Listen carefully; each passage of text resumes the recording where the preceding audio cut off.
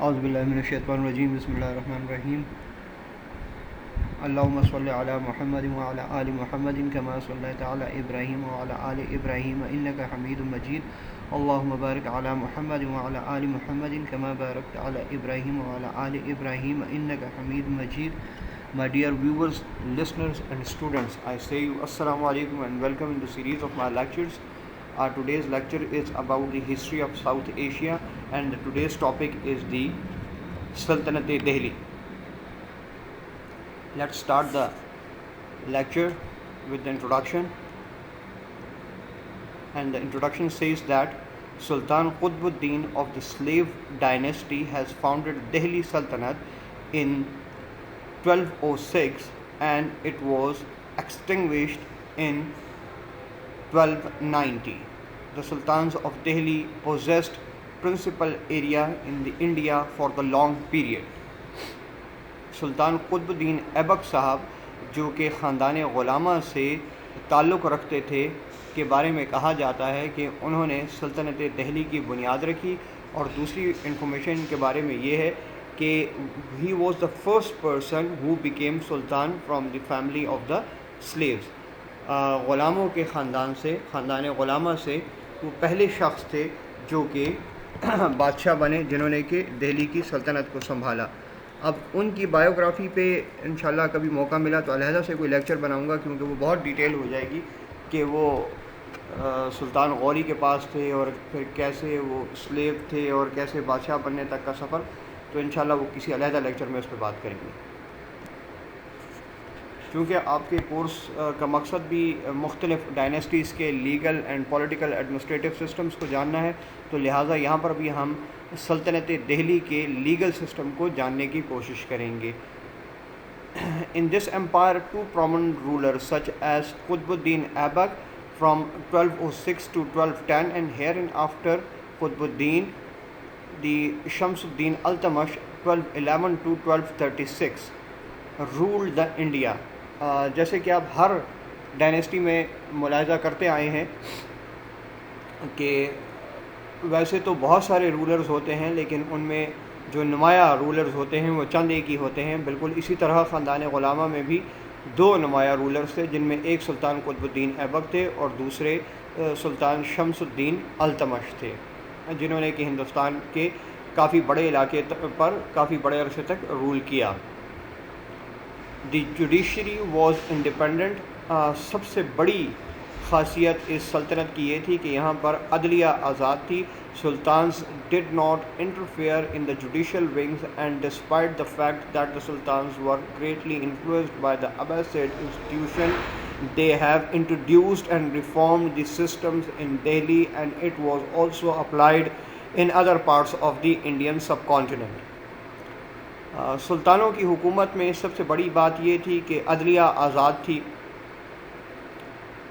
اور یہ کسی قسم کے بھی عدالتی کارروائیوں میں دلچسپی نہ لیتے تھے. اور دوسری بات یہ کہ خاندان عباسیہ سے یہ حد درجہ متاثر تھے لہٰذا انہی روایات کو مد نظر رکھتے ہوئے انہوں نے ہندوستانی حکومت میں بڑے درجے پر سسٹم کے اندر تبدیلیاں کی جو کہ پورے بر صغیر کے خطے میں نظر آئیں.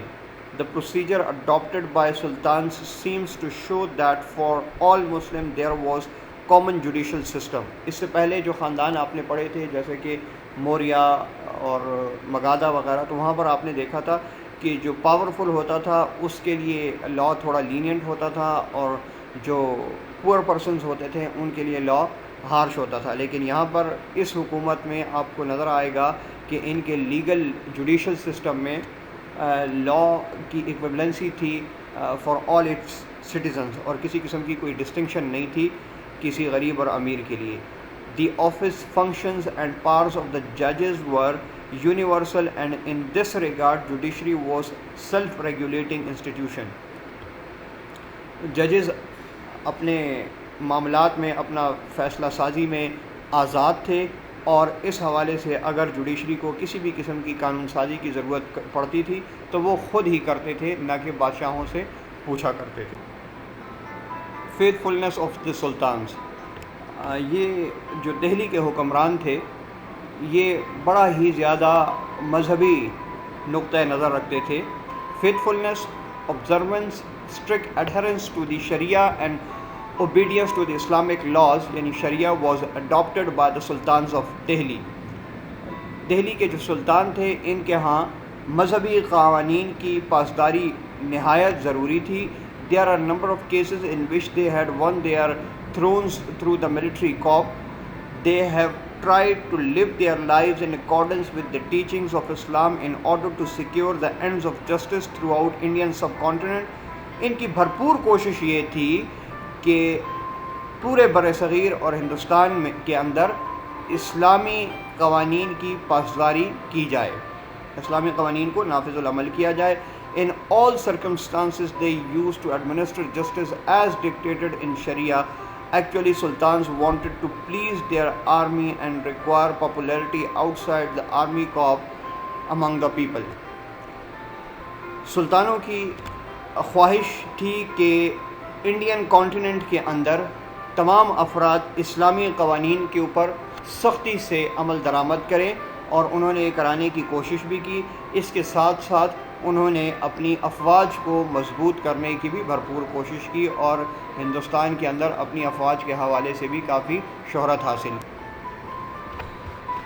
پرومننٹ رولرز, ان کی ڈائنیسٹی میں یہ دو رولرز بہت زیادہ مشہور ہوئے اور اپنی لیگل اور پولیٹیکل ایڈمنسٹریشن کی وجہ سے انہوں نے شہرت پائی, جن میں ایک تھے قطب الدین ایبک جن کا دور 1206 سے 1210 تک تھا, اور دوسرے تھے شمس الدین التمش جن کا دور 1211 سے 1236 تک تھا. قطب الدین ایبک کے بارے میں تھوڑی سی انفارمیشن آپ سے شیئر کرتا چلوں. He was the man of principle and possessed good reputation. اس کے بارے میں مونسٹریٹ نے 1948 میں یہ لکھا. His kingdom was governed under the best laws. برگ نے 1819 میں لکھا. He was a good army commander and capturing large swaths of lands. جیسے کہ میں نے آپ کو کہا کہ اگر قطب الدین ایبک کی ہسٹری کے بارے میں, اس کی سیلف بایوگرافی کے بارے میں بات کریں تو پھر وہ لیکچر تھوڑا سا لمبا ہو جائے گا. ہاں البتہ یہ آپ کو اشارے دے دوں کہ وہ ایک اچھا فوجی کمانڈر بھی رہ چکا تھا, اور اس کی کمانڈ میں ہندوستان میں بہت سارے علاقے بھی فتح کیے گئے تھے اس کے بادشاہ بننے سے پہلے. He was the first Muslim sultan of Delhi, اور وہ دہلی کا پہلا مسلمان بادشاہ تھا. He ruled large areas of India, Pakistan and Bangladesh, اور اس نے ان دنوں جن علاقوں پر حکومت کی وہ موجودہ دنوں کے ہندوستان, پاکستان اور بنگلہ دیش کے علاقے ہیں. He had done the great work for the promotion of art and architecture, اور خاص کر اس نے جو کنسٹرکشنل سائڈ ہے اس کے اوپر بہت زیادہ کام کیا تھا, اور دہلی میں بنائی گئی اس کی مسجد اور قطب مینار وغیرہ بہت ہی مشہور. سیکنڈ نمبر پہ تھے جو مشہور بادشاہ وہ شمس الدین التمش صاحب تھے. Iltutmish not only tried to maintain law and order but also started practice of hanging chains of justice outside his palace. انصاف کی فراہمی میں تو بھرپور کردار ادا کر ہی رہے تھے وہ. اس کے ساتھ ساتھ انہوں نے محل کے باہر بڑے بڑے زنجیروں کے ساتھ گھنٹیاں لٹکوا دی تھیں, جس سے جب بھی کوئی سوالی آتا تھا تو وہ گھنٹی بجاتا تھا اور بادشاہ کو پتہ چل جاتا تھا کہ کسی کو انصاف کی ضرورت ہے, تو وہ بھرپور طریقے سے اس کو انصاف کی فراہمی کرواتا تھا. He personally wanted to be satisfied by the looking into the offices of state functionaries in order to secure satisfactory administration of justice among the people.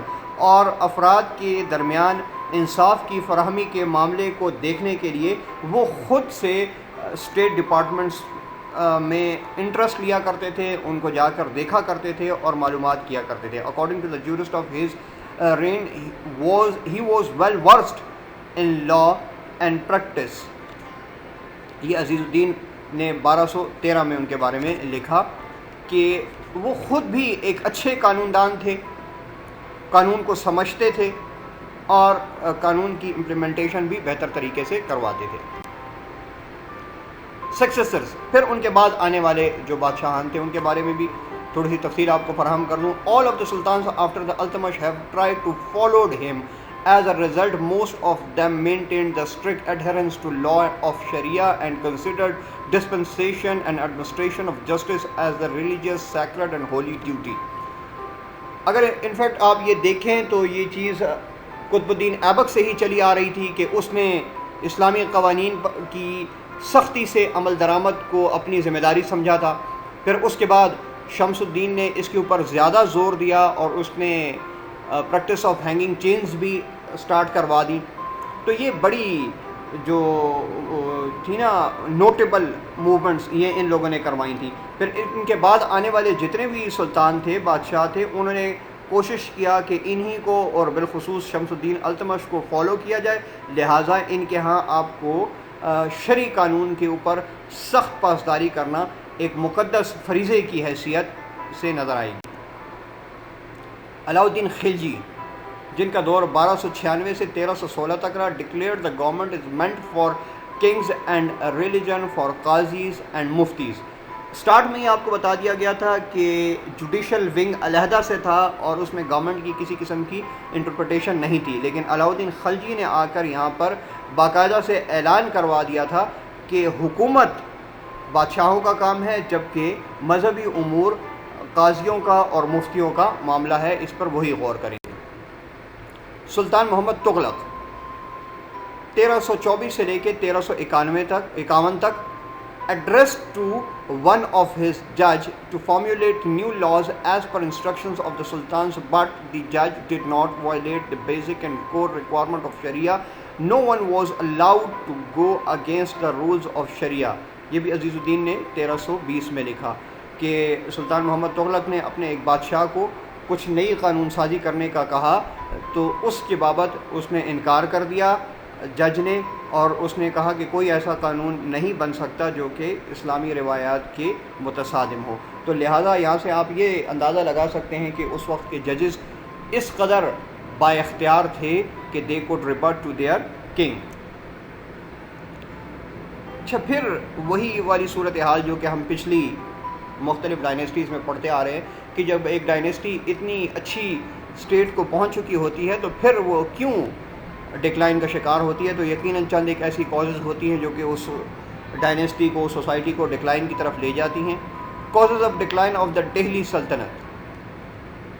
The Turko-Afghan rule come to an end in India in 1526 with the defeat of Ibrahim Lodi at the hands of the Babar in the first battle of Panipat. پانی پت کی پہلی لڑائی میں ابراہیم لودھی کو شکست ہوئی تھی ظہیر الدین بابر کے ہاتھوں. The decline of the Delhi Sultanate had begun much earlier. یہ بات نہیں ہے کہ ان کو ابراہیم لودھی کے ہاتھوں شکست ہوئی تھی، بلکہ اندرونی طور پر سلطنت دہلی عرصہ دراز سے ڈکلائن کا شکار تھی، تاخیر کی جانب جا رہی تھی، شکست کی جانب جا رہی تھی. It reached to the highest limit of the territorial expansion in the reign of محمد بن تغلق. محمد بن تغلق کے دور حکومت میں یہ بہت بڑا علاقہ فتح کر چکے تھے. But almost at the same time it began to suffer from dissolution. اور اسی کے ساتھ ساتھ جیسے ہی انہوں نے بڑی سے بڑی ٹیریٹری ایکوائر کر لی تو اس کے بعد یہ ٹوٹنا بھی شروع ہو گئی، اس کے حصے بکرے بھی ہونا شروع ہو گئے. Neither Muhammad bin Tughlaq nor his successor succeeded in restoring the unity of empire. It fell to pieces. The causes of its decline are not for to seek. اور محمد بن تغلق خود بھی اور ان کے بعد آنے والے ان کے سکسیسرز بھی اس امپائر کو ٹوٹنے سے بچا نہ سکے، اور ان کی چند ایک وجوہات مندرجہ ذیل میں ہم بیان کرتے ہیں. سیکنڈ نمبر پہ تھے جو مشہور بادشاہ وہ شمس الدین التمش صاحب تھے. Iltutmish not only tried to maintain law and order but also started practice of hanging chains of justice outside his palace. انصاف کی فراہمی میں تو بھرپور کردار ادا کر ہی رہے تھے وہ، اس کے ساتھ ساتھ انہوں نے محل کے باہر بڑے بڑے زنجیروں کے ساتھ گھنٹیاں لٹکوا دی تھیں، جس سے جب بھی کوئی سوالی آتا تھا تو وہ گھنٹی بجاتا تھا اور بادشاہ کو پتہ چل جاتا تھا کہ کسی کو انصاف کی ضرورت ہے، تو وہ بھرپور طریقے سے اس کو انصاف کی فراہمی کرواتا تھا. He personally wanted to be satisfied by the looking into the offices of state functionaries in order to secure satisfactory administration of justice among the people. اور افراد کے درمیان انصاف کی فراہمی کے معاملے کو دیکھنے کے لیے وہ خود سے اسٹیٹ ڈپارٹمنٹس میں انٹرسٹ لیا کرتے تھے، ان کو جا کر دیکھا کرتے تھے اور معلومات کیا کرتے تھے. According to the jurist of his reign, he was well versed in law and practice. یہ عزیز الدین نے 1213 میں ان کے بارے میں لکھا کہ وہ خود بھی ایک اچھے قانون دان تھے، قانون کو سمجھتے تھے اور قانون کی امپلیمنٹیشن بھی بہتر طریقے سے کرواتے تھے.